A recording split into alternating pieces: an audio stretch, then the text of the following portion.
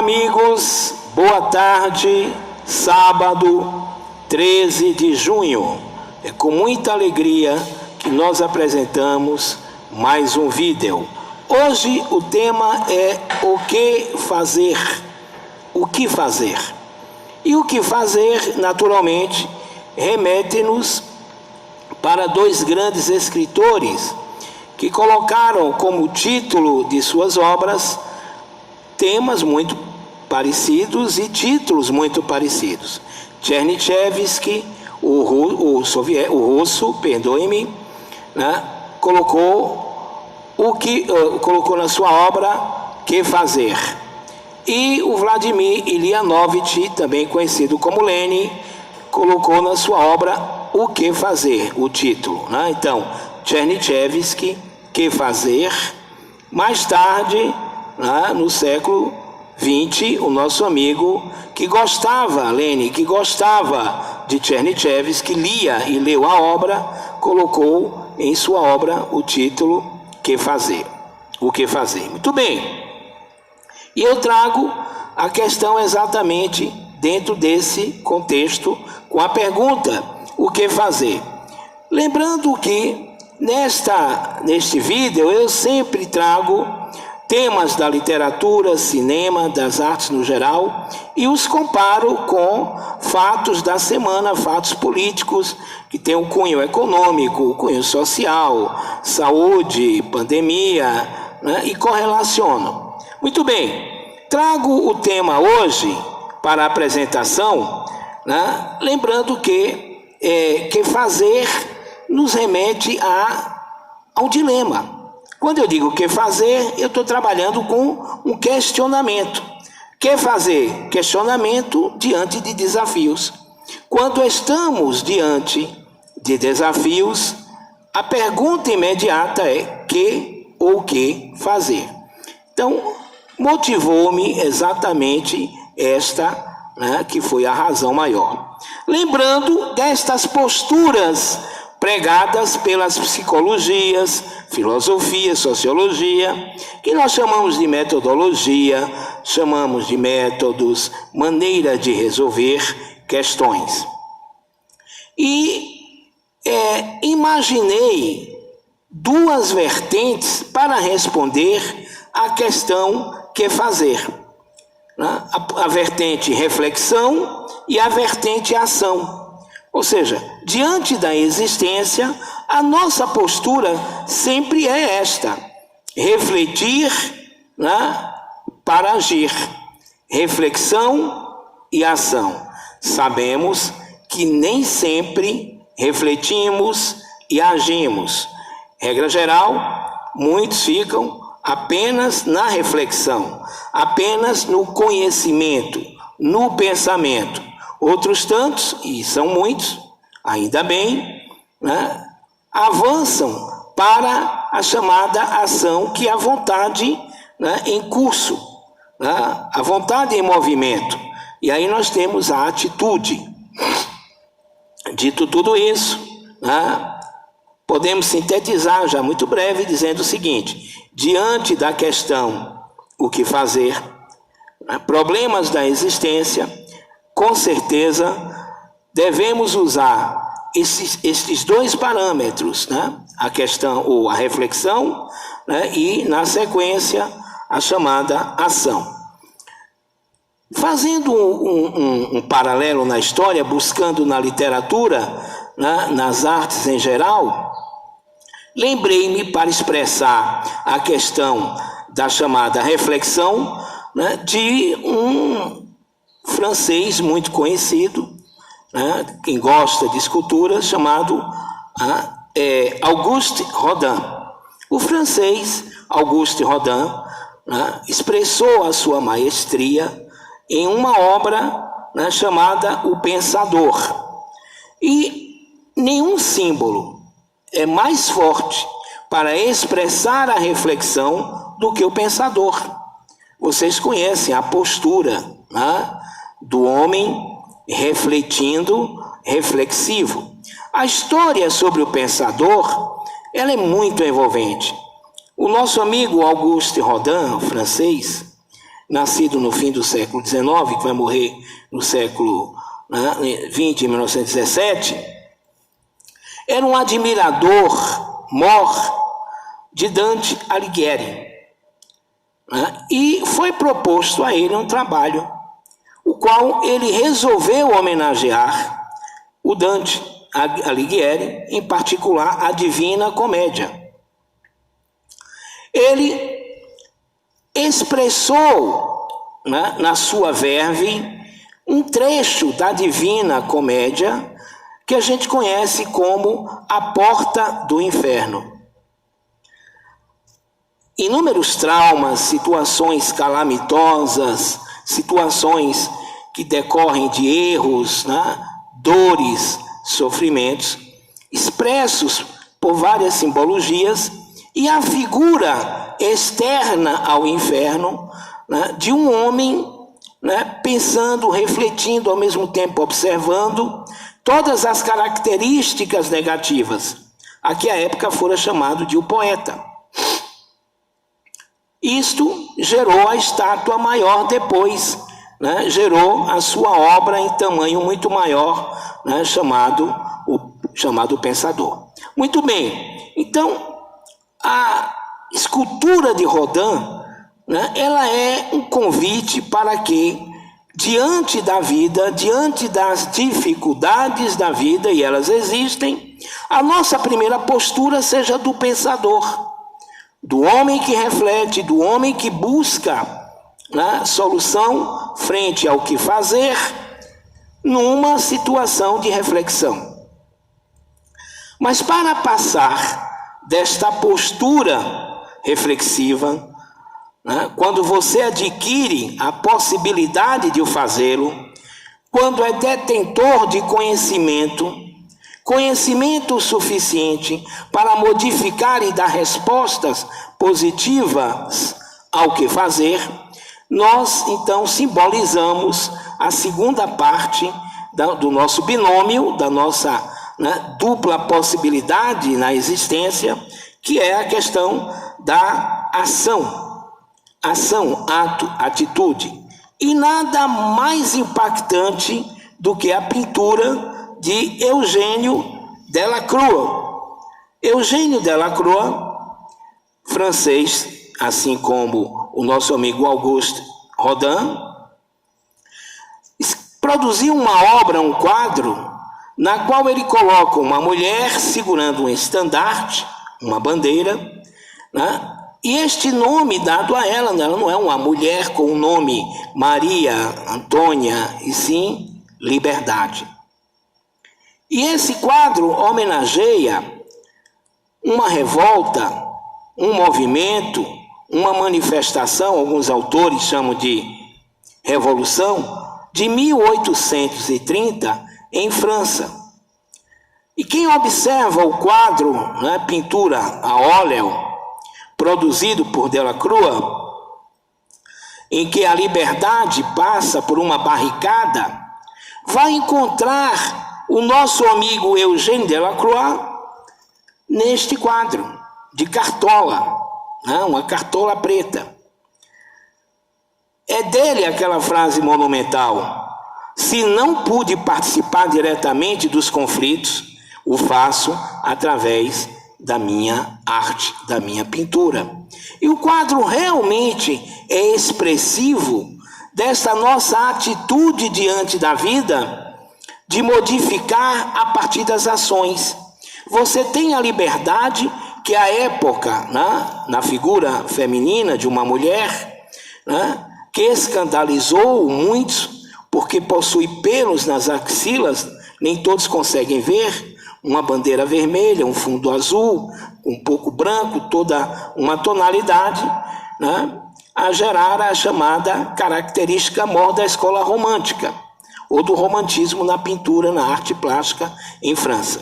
Muito bem, enquanto Rodin, com o Pensador, expressa a reflexão, elemento fundamental na questão do que fazer, o quadro de Delacroix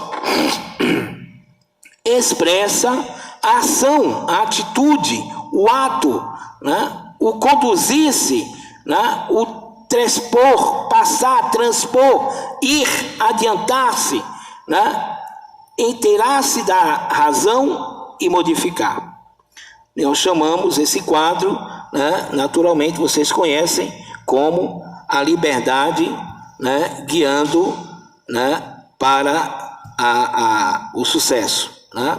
Aí nós temos, como falei, a Revolução de Julho de 1830, queda de Carlos X, se não me engano. Né? Então, esses são dois quadros, um quadro e, né, uma escultura, para simbolizar as hipóteses que coloquei, né, anteriormente. Muito bem. Para somar a esta realidade, né, ou seja, o que fazer? Refletir, Rodin e o pensador, né? Agir, a liberdade conduzindo, né, para um processo revolucionário. Esses dois símbolos devem ter um terceiro elemento para que, né, entendamos todo o resultado do que fazer como um processo. Todo processo tem começo, meio e fim. Para que não caiamos naquela infeliz ideia da bipolaridade, da polaridade, das polarizações, né, dos extremismos. Para não ficarmos com o pensador, né, e a liberdade guiando o movimento. Né? Muito bem, liberdade guiando o povo, né? O nome do quadro, liberdade guiando o povo. Aí eu trago uma obra que somente foi produzida muito tempo depois de pensada e escrita. Eu estou me referindo às chamadas teses de Feuerbach, né? Ou as teses sobre Feuerbach, perdoe-me. Né? Na primavera de 1845, Karl Marx elaborou um pequeno manuscrito, com algumas teses, né, em que, na verdade, ele não confrontava Feuerbach, mas uma espécie de crítica, né, ao pensamento feuerbachiano, de Feuerbach. Muito bem. Na tese 11, o nosso amigo Karl Marx coloca algo que todos repetem sempre, aqueles que leem, que gostam de Karl Marx. Os filósofos têm apenas interpretado o mundo de maneiras diferentes. A questão, porém, é transformá-lo. Então, essa tese 11, ela expressa exatamente esse elemento mediano tão necessário para que, simbolizando com o pensador de Rodin, né, com a liberdade guiando o povo, nós possamos passar da reflexão para a ação, intermediando, né, pela certeza de que depois de interpretar, de conhecer, de interpretar, depois de refletir, pensar, devemos agir. Né? E essa certeza do agir, né, ela vem com muita segurança, ela tem que existir com muita segurança. Então, sim, a tese 11, né, as teses sobre Feuerbach, de Karl Marx, que em 1888 o nosso amigo Engels, Friedrich Engels, irá editar depois da morte, né, de Marx. Karl Marx morreu em 1883. Então, fica, né, não como uma desautorização da filosofia, né, mas um elemento fundamental no qual ele deixa claro estas duas etapas que coloquei, né, para responder ao que fazer. Necessitamos conhecer, necessitamos meditar, pensar, elucubrar, né, submeter ao crivo das razões, hipóteses, elaborar metodologicamente, né, para então poder agir. Muitos chamam de praxis, enfim. Né? A tese 11 é isso. Né? Ela deixa claro, né, que precisamos conhecer, né? Não podemos agir somente, precisamos conhecer, mas não podemos ficar no conhecimento apenas. Por isso, os filósofos têm apenas interpretado o mundo de maneiras diferentes. A questão, porém, é transformá-lo. Bom, usei 2 franceses. Rodin, o pensador, uma escultura. Usei o francês Eugène Delacroix, né? A liberdade guiando o povo, matéria em óleo. E as teses sobre Feuerbach, tese 11. Falta um elemento fundamental para uma vez, né, resolver, por todas as vezes, como diz o outro, né, para resolver nesta possibilidade resoluta do sucesso, né, isso só se efetivará se nós estivermos no domínio da razão. Por isso, imaginei um texto, né, de Immanuel Kant, texto, naturalmente, do século XVIII, 1784, quando ele escreveu em um jornal para responder à pergunta de um leitor sobre esclarecimento, o conceito kantiano de esclarecimento. E Kant escreveu resposta à pergunta, que é esclarecimento, 1784. Kant coloca, né, que a liberdade ela é resultado, né, de um indivíduo que utiliza a razão comedida, mas a razão acima de tudo, para conquistar a autonomia. E este indivíduo que tem autonomia terá, portanto, a partir, né, de toda uma incursão, resultado da elaboração muito bem sucedida do uso da razão, né, a liberdade.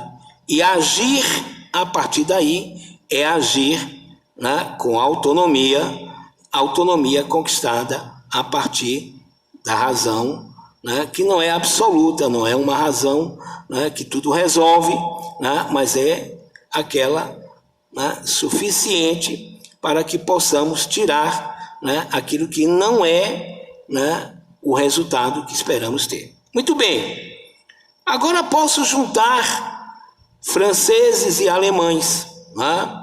Porque citei 2 franceses, citei Rodin, citei Delacroix, citei Karl Marx, citei Friedrich Engels e, por fim, Immanuel Kant.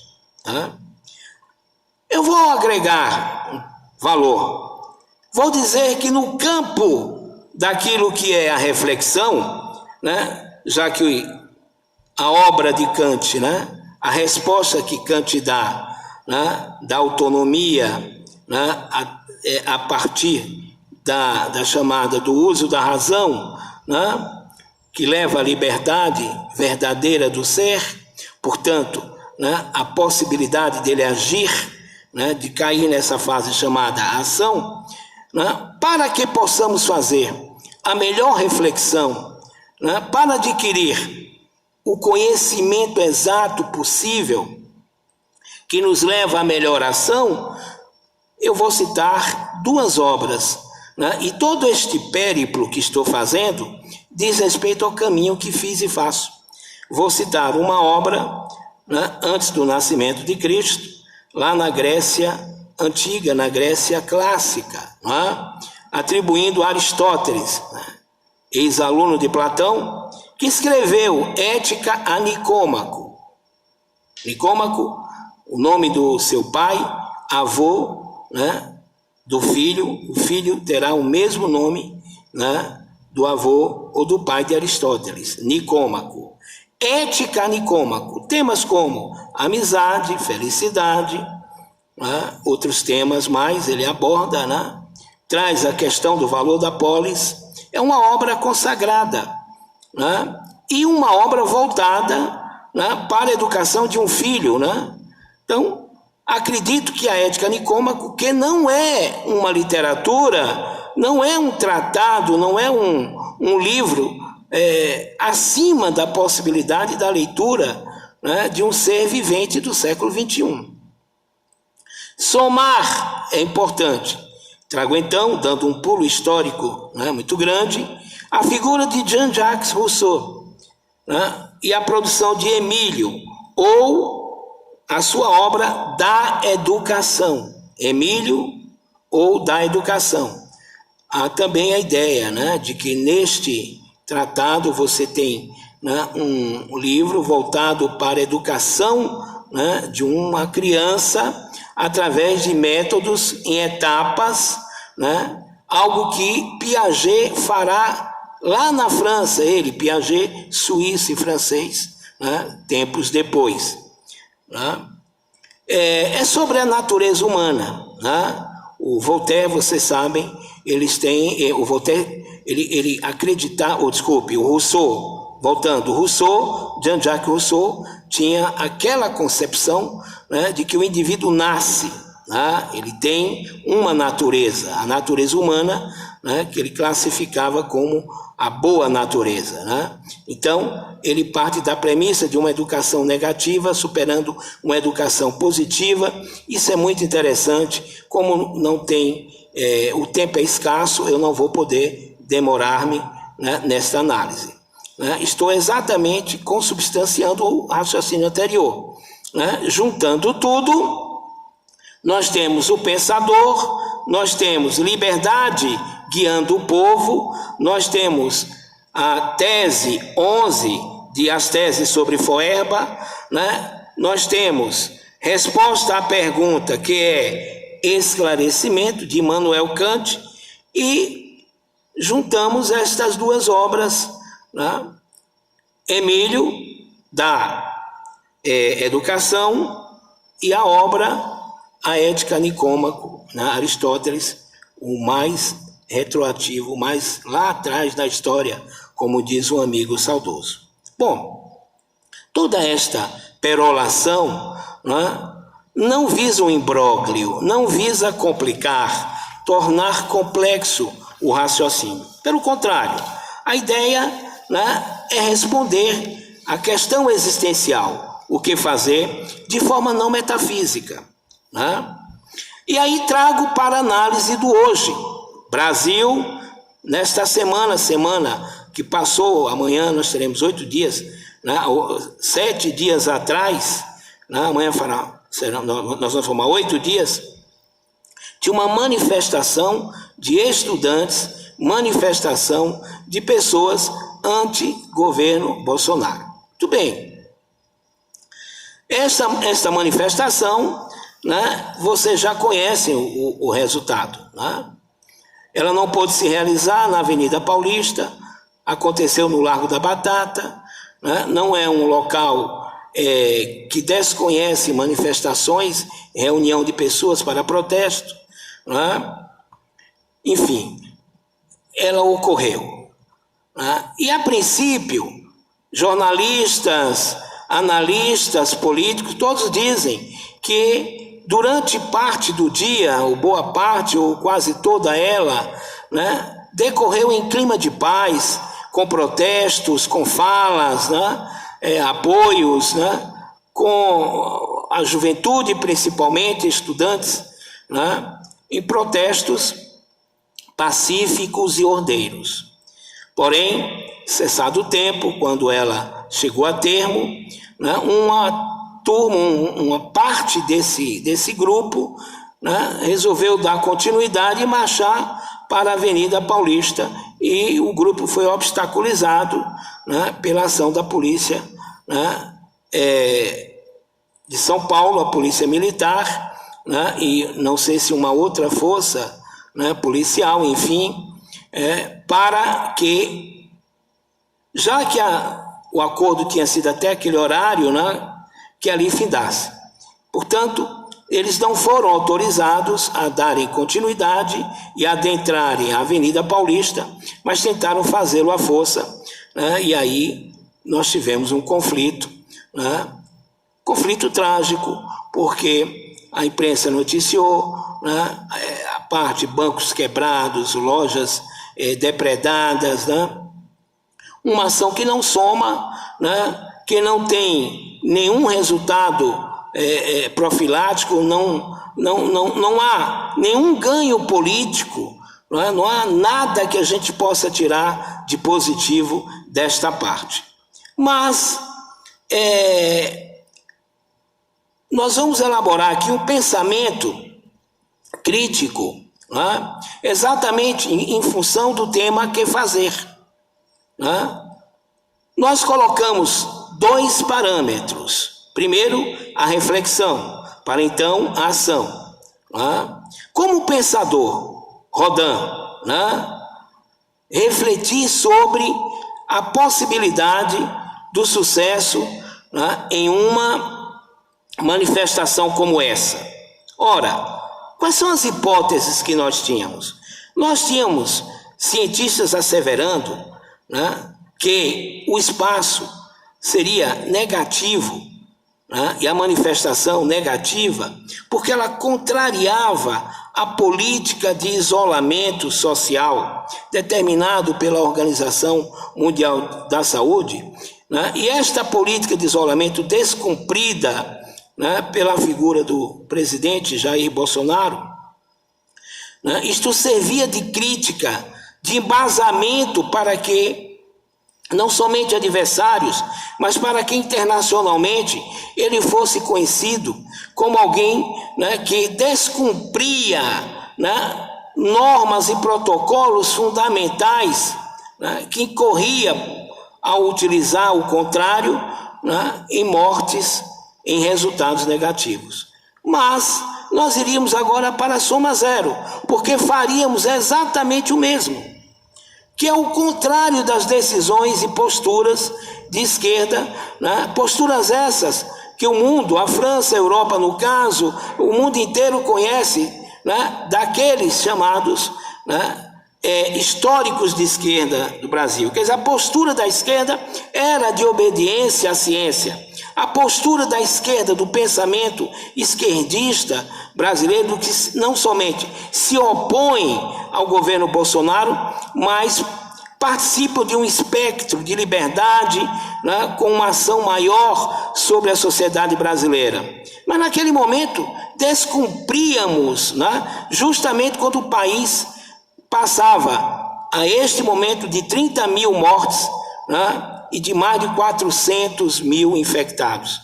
Então, esta é uma premissa fundamental para a gente refletir. Ou seja, contrariar a política de isolamento social não é algo bacana. Essas são reflexões do pensador. Infectologistas, epidemiologistas, virologistas, há um consenso e há um dissenso da prática de quem acreditava. Depois, nós tínhamos uma interrogação, havia uma interrogação muito grande a respeito dos partícipes, muitos deles líderes de torcidas, e nós sabemos que os líderes de torcida, estádios de futebol, não costumam nos presentear com espetáculos de paz e de aplausos. Muito pelo contrário, regra geral, estamos muitas vezes afastados, e a nossa vontade pode existir, mas a nossa ação não se dá de frequentar ou frequentarmos estádios em função de posturas de torcidas organizadas, e estas formavam um pool que agora pediam para protestar. Então, há também, enquanto uma premissa negativa, a participação de torcidas que praticam violência. Por fim, a gente usa uma lógica de Maquiavel invertida. Os fins não justificavam os meios. Com certeza, o fim era nobre, protestar. Bolsonaro há muito tempo, o governo, o presidente Jair Bolsonaro, vem colocando em ruas, em Brasília, vem desautorizando governadores, vem mesmo achincalhando todo o pensamento da ciência coeso, a Organização Mundial de Saúde, contrariando os seus seguidores, gritando slogans, conduzindo o país à enxovalhação internacional, isso a gente sabe. Então, os fins seriam: vamos às ruas, ocupá-las também, mostrar que eles não dominam o espaço público, que nós temos relevância e que não vamos deixar acontecer mais. Só estamos diante de uma pandemia. Todas as pessoas que ali estavam voltaram para suas casas, inclusive aqueles que tentaram, desautorizando a polícia militar, no acordo, ir à Avenida Paulista, e causaram aquele rebuliço, toda aquela situação negativa, que não faz jus à verdade da manifestação que foi pacífica, o saldo positivo. Então, a relevância das vidas em função do momento.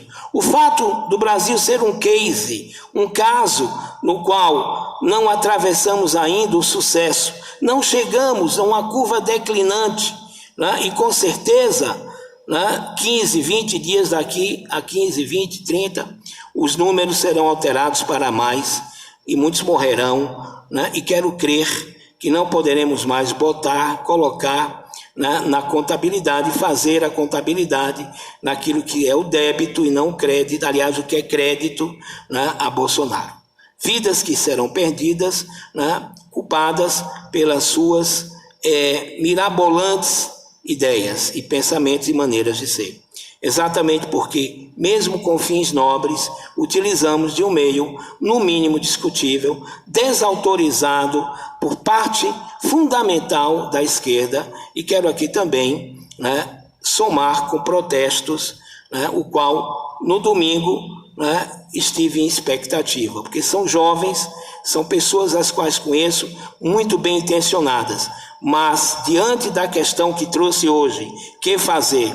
É preciso, como pensador, refletir, como diz Rodin, refletir diante do inferno que se tornou o Brasil nesta pandemia, não só o Brasil, o mundo, mas o Brasil em particular. Agora os munícipes estão vivendo, principalmente no interior dos estados como Bahia, Nordeste, momentos de expectativa, porque sabemos que os números têm aumentado, e a rede que se estrutura agora, que deveria ter se estruturado, não dará conta a esta pandemia que bate em nossas portas, já que este que fala mora no interior da Bahia.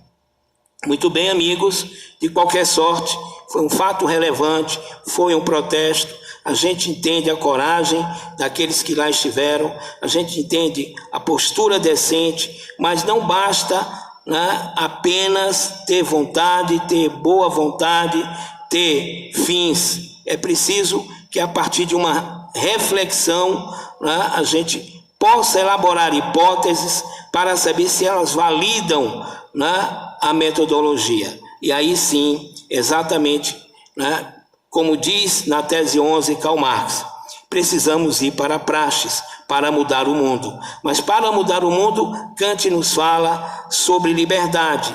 Claro, todos têm liberdade, Fomos para as ruas, mostramos que podemos, no exercício dos nossos direitos, protestar de forma ordeira. É liberdade. Há autonomia nessa questão, mas a razão? Kant elabora a razão, não absoluta, mas a necessária. Para mim, faltou a razão necessária, não suficiente. Esse foi o nosso recado desta semana. Trouxe todos estes, franceses e alemães, para nos auxiliarem, como também um grego antigo, e tendo a certeza que o ouvinte amigo, de alguma sorte, como um bom pensador, ou como a liberdade na figura feminina masculina, guiará o povo para dias melhores. Bom fim de semana, até a live que realizo na quarta-feira, 20h30.